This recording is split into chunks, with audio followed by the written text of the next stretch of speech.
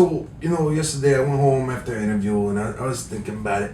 And I got this story I need to tell you, I guess. I ain't never told nobody, but I think it's appropriate for this.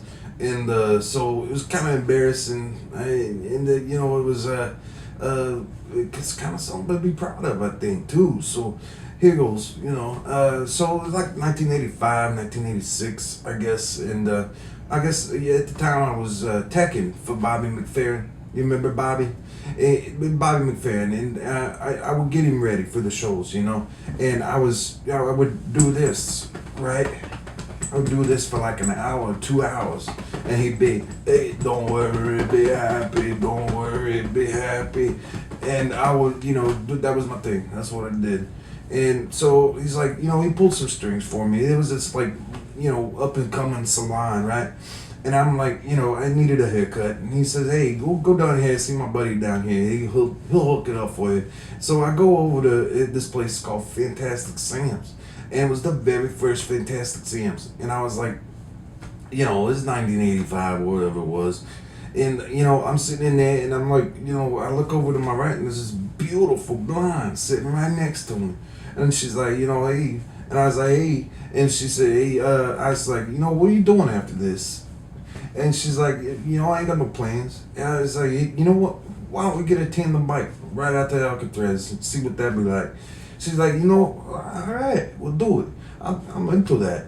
So we get our haircuts, we get back out, and she's like, we're riding out, we'll get that tandem bike. And she, she's like, you remind me kind of about Bridges. I'm like, We've already ridden over like 2 bridges. I don't know what bridge you're talking about. And so I was like, but here's this. And I fought it right in the face, right? And she thought it was pretty funny. I thought it was funny. We keep going and we make it to Alcatraz. And she, we get out there and this place is dark and dismal, right? So I'm like, maybe I should lighten it up a little bit. So I start, dancing around, doing some Fred Astaire, dancing. She thought it was funny. I thought it was funny. Not everybody there thought it was funny. They say I should respect whatever. And the tour guide was like, hey guys, hey, y'all gotta watch out. There's some bees. There's some bees around here. You're gonna get stung if you act a fool. I was like, hey, what you talking about? Ain't no bees like me, man. Bees, I ain't never been stung by no bee. They don't like me. So, I was like, whatever. So forget about it. Yeah, and we go back out to the dock, right?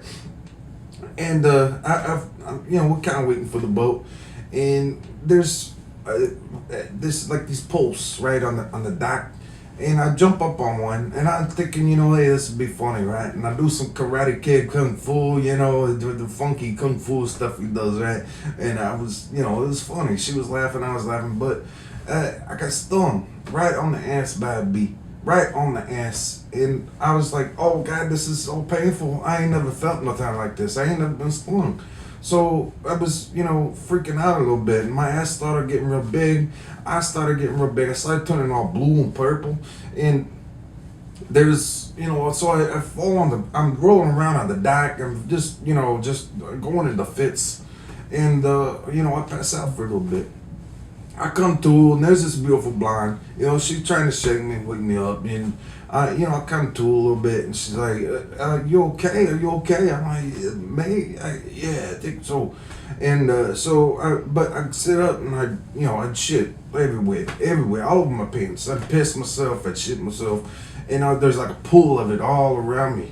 It's like somebody just, like threw a whole gallon of chocolate milk all over my crotch.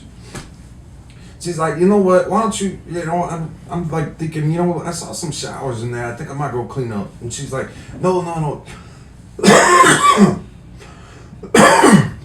Excuse me. She's like, why don't you just jump in the water? I was like, hey, that's a great idea. What harm could it do? I'm already covered in shit. So, jump in the damn water. It's cold as hell. It shrinks everything. Get back out, and we're sitting on the dock, and we get back on the boat, and we get to shore, and I'm like, hey, you know what? Why don't we go to the movies? Hey, this could get better. So we get to, and it's the first day. Terminator's out, right? And I've been pumped to see this damn movie. So we're sitting there and she's like, all right, let's go do it. So we get on the table bike, right down the movie theater, and there's a line for a little bit. So we get in, and I get some popcorn, and I'm like, this would be funny too. So I cut the bottom of the bag of the popcorn, right?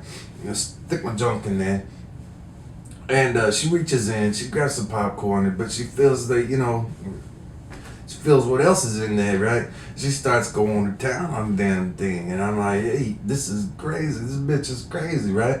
I didn't think she'd really do this. It's all buttery and everything, right? And I turn over and I look at her, and I'm like, wait a minute. This woman is in WXYZ in Cincinnati. WXYZ in Cincinnati. This woman is goddamn Loni Anderson. Loni Anderson, man, give me a hand job in the theater. And went to Alcatraz with me. Alcatraz. So, wait, you don't believe me? You don't believe me? Well, check this out, man. Check it out. She still sends me these. Loni Fuckin Anderson, man. Mwah, beautiful. She still sends them to me.